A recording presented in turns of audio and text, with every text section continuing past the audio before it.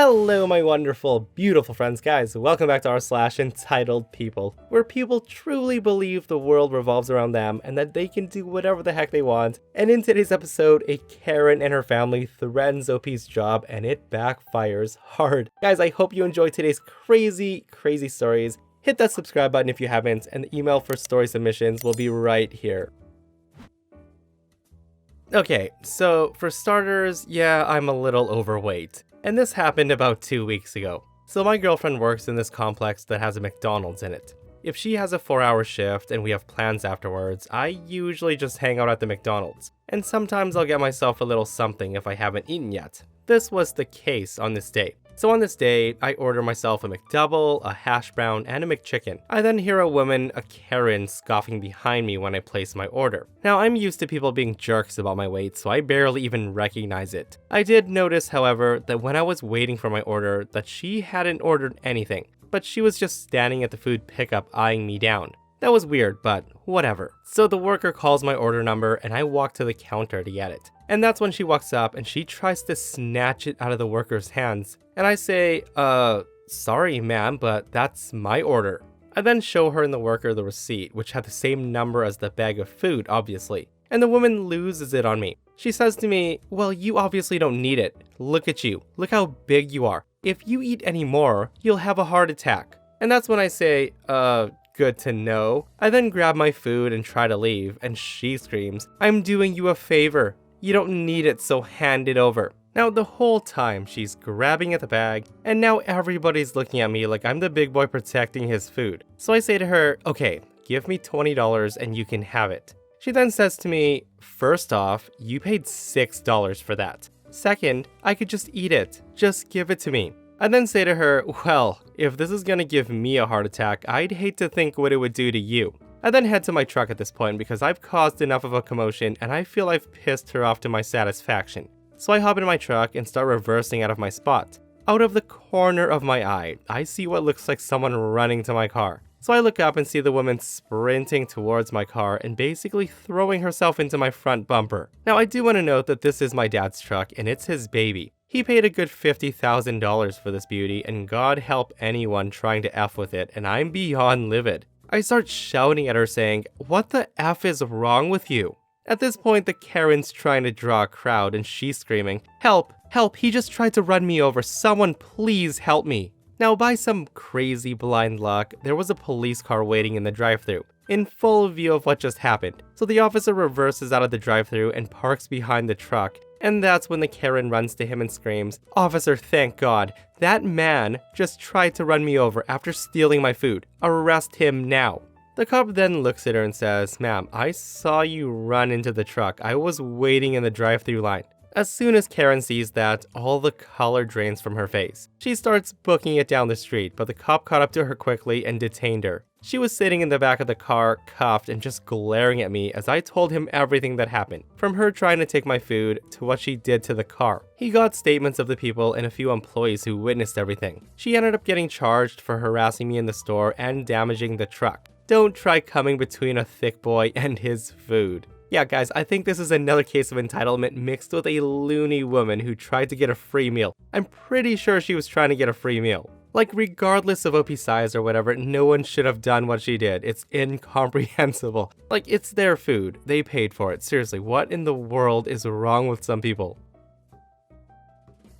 Okay, so this isn't something that happened to me. It's a story that my professor told us that happened to him. So when my professor was in high school, he worked summers as a lifeguard to earn some cash. He's got many interesting stories from his time as a lifeguard because many interesting people apparently attend public pools. So this pool was divided in half by a lap lane. On the top half of the pool was the shallows, with a set of stairs for the kiddies.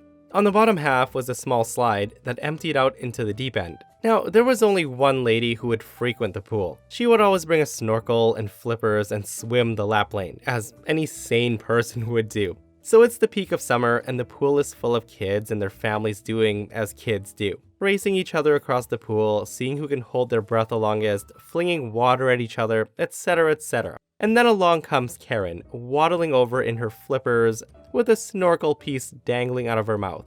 The woman jumps into the pool and began to swim her laps with her flippers and snorkels as every normal person does. Everything is fine for about half an hour, until the professor spots Karen rising menacingly from the water like the Loch Ness Monster. She then stood by the edge of the pool, and then she screams, "Get these effing kids out of my goddamn lane!" Now, the professor, being in high school, was taken aback by this, so he approaches her and says, whoa, this is a family pool. You can't say those things." Hearing that, Karen just glares at him and says, "You have one effing job. Keep these effing kids out of my lap lane."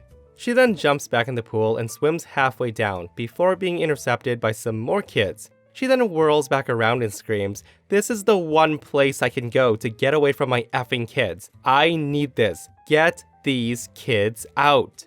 At this point, the professor asked her to leave the pool due to her language. She began to slowly get out of the pool, looking exasperated. Now, do you guys know the look people get when they're thinking really hard about something? You can see the gears in her head churning, and you know that it won't be good. That was the expression Karen was making as she plans her next move. So at this point, Karen turns away from the pool, shoves her snorkel back into her mouth, and falls backwards into the pool, all while flipping the professor the double bird. She then began to angrily swim down the lane towards the other end of the pool.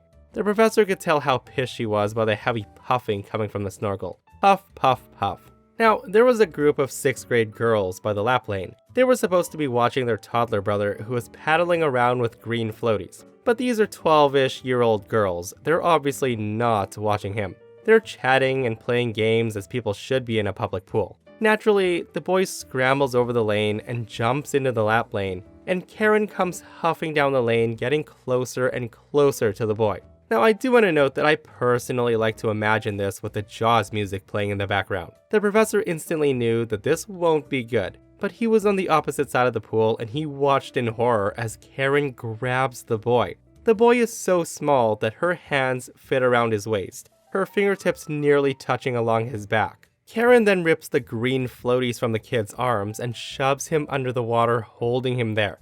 Now, have you ever seen a person drowning? So as soon as the kid began to spasm and twist, adrenaline took over. The professor saved lives before, but none like this.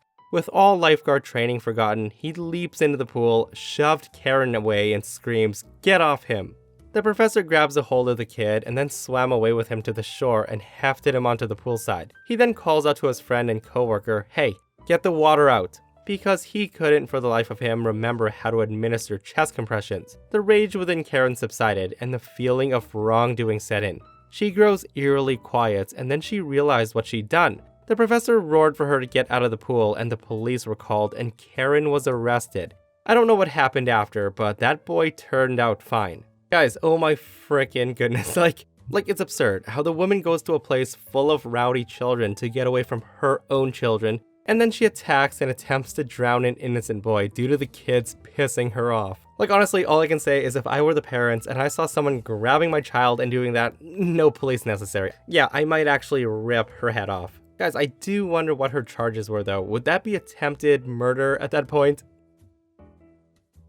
So over 15 years ago, I was in grad school and I was a teacher's assistant, teaching a fairly low-level math class in return for not a lot of money. Now, most kids were okay. Some were great, but some were just awful. I had a lot of latitude in how I taught the class, and decided to give them weekly homework, 3 exams, and the final exam. I didn't give points for attendance and told the students that my view was that they were all adults and they could make their own decisions. If they wanted to be in the class, that's awesome. If they didn't want to, that's awesome too. But they had to live with their decisions. I was shocked at how many students would blow off the class until about a month before finals, when they realized that they weren't likely to get an A, or even a D, and then tried to negotiate special treatment. Now, most of these kids realized that they messed up. They knew they had to retake the class, and they just seemed to be at peace with their decisions. But there were a few that refused to go down without a fight and took this thing nuclear. These students would turn loose their parents on me. Now keep in mind, these were full-grown adults. I often got calls and emails where I was insulted and had them demand I give their little darlings special treatment because, quote, they are really intelligent and they deserve it. But the one time that sticks out the most is this entitled girl, who not only harassed me for a week demanding I let her do extra exams for free points, She tries flirting, persuading, yelling, and crying to no avail. Now, I wasn't even surprised when her parents called me asking for special treatment. But I was flabbergasted when I got to my office one day and her mother, and her father, and some strange woman were all standing in front of the room where several other grad students had our offices. Now, this is the point where the parents and students smugly tell me that this is my last chance to do the right thing and let their precious daughter get free points to get her an A.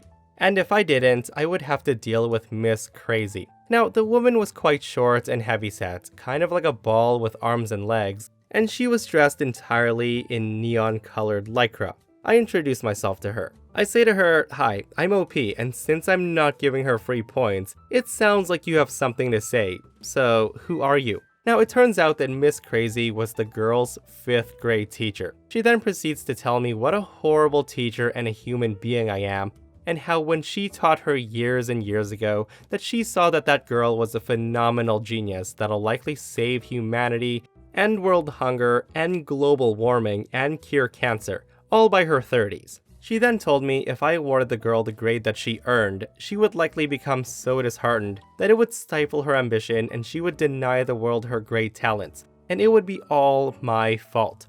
So what I left out was that over the course of her yelling these details at me for at least 5 minutes, she was swearing at me, saying things that would make a sailor blush. So once again, I refused to give in and give the girl free points. The teacher then folds her thick arms and says, "Well, you did it now. I'm gonna talk to your department chair and he's a friend of mine. And not only will he fire you, but he's gonna kick you out of school and ruin you, leaving you homeless." At that point, all 4 of them looked smug and cocky, smiling, waiting for me to cave, wanting me to give in and say, "Oh, please don't take my job away and leave me homeless. I'll give your Precious the passing mark that she didn't deserve." So I smile back and say, "Hey, let's go do that now." To which point the smug grins had faded into confused expressions. Now, what they didn't know was that every time I had an incident with a student being inappropriate, I would notify the department and they would open a file documenting everything.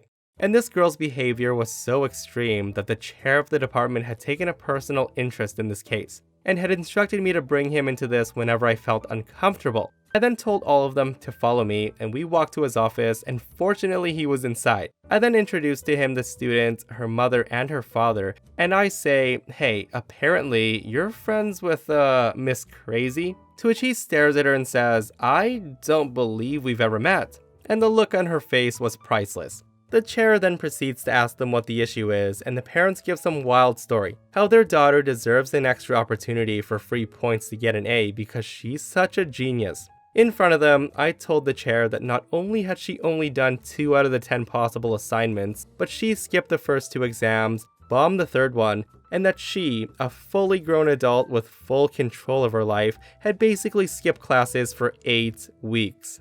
The chair then got the student to admit that these facts were true, but boy oh boy did the crocodile tears come out. She starts to whine and cry, giving some sob story. The chair raised his hands, got her to be quiet, and said that basically, because they agreed with my statement of facts, the girl was not entitled to any points, and the department agreed with my course of action 100%. He said if there's nothing else that he was busy, and surely I was as well. He then wished her good luck and wished them a safe trip.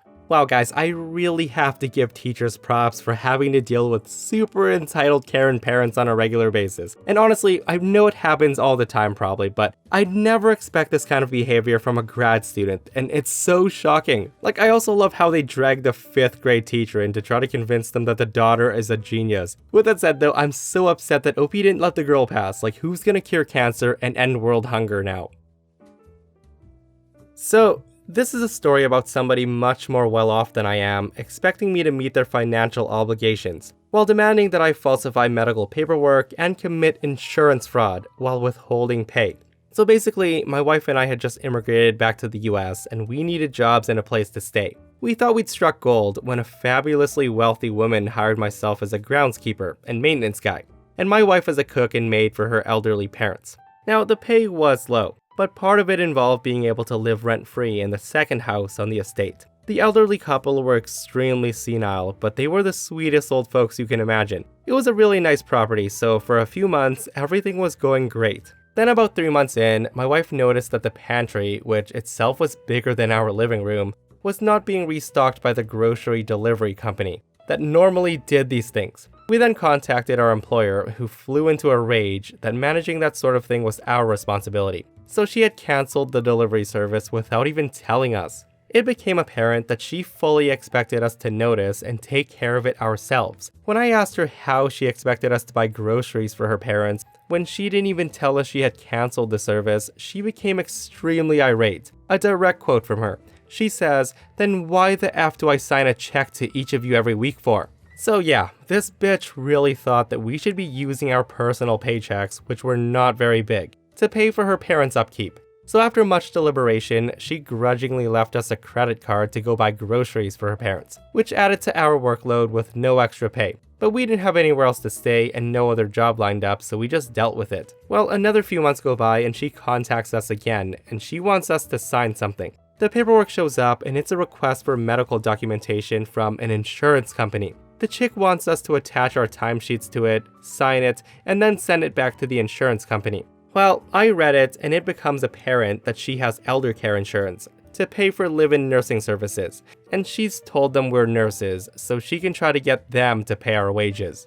At this point, I contact her and inform her that we haven't provided medical care, are not licensed to, and we won't fill out the paperwork. So cue the mother of all crap storms. The Karen goes nuts, screaming into the phone about how much she's done for us, what we owe her, and how she'll report that we're neglecting her parents, then call immigration on us to have us deported. Now, I don't think she ever realized that I'm a citizen and my wife and I immigrated legally. I tell her that what she's asking us to do is fraud, and I'd rather get fired than arrested for a felony. I tell her she has 90 days to find a replacement for us and we'll be moving out.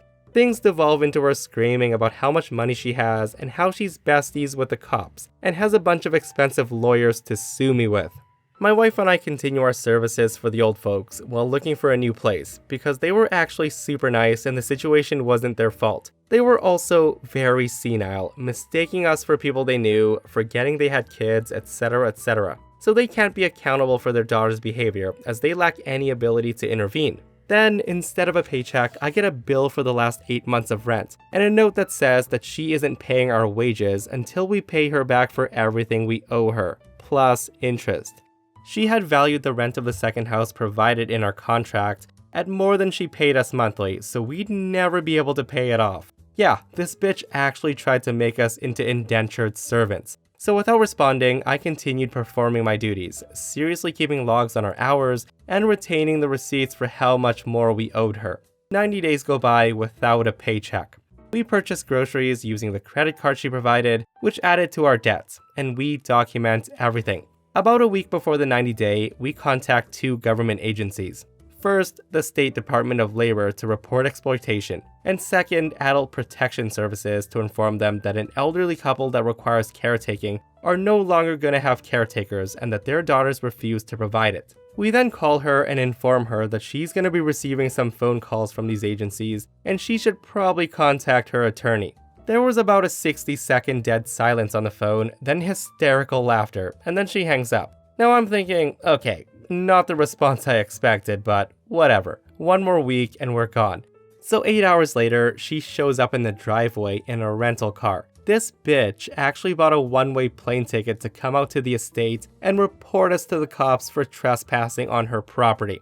Now this of course doesn't work because we have a tenancy contract, and if she wants us gone, she has to utilize the legal eviction process. She then tries to claim that we're illegal aliens, which a quick glance in our wallets at our IDs by the cops proves false. She then starts to shriek at the cops, asking if they know who she is or how expensive her lawyers are. The cops look that unique combination of irritated and amused, that they're dealing with some dumb crap that they're not allowed to comment on, and advise her not to talk to us or attempt to enter or go near the guest house.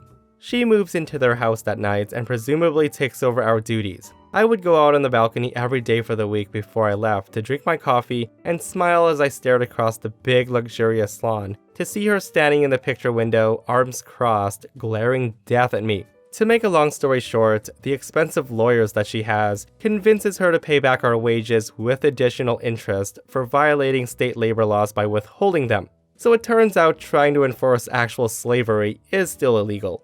Who knew? Guys, that sounds like a frickin' nightmare situation to be in, like holy crap. I feel like that woman should be in jail though. Like if she did this to OP and his wife, who knows how many others there were before them that she tried this with. And that, my friends, brings us to another end of r/entitled people. Guys, I hope you enjoyed today's crazy stories. If you did, hit that thumbs up. And if you missed the last episode on the channel, I'm gonna link it right here. It's in r/malicious compliance, where a horrible boss reprimands OP for being late, and he basically destroys the guy's career. It's such a satisfying story, so go check it out if you haven't. And myself and Stevie Boy will see you guys in the next one. We love you.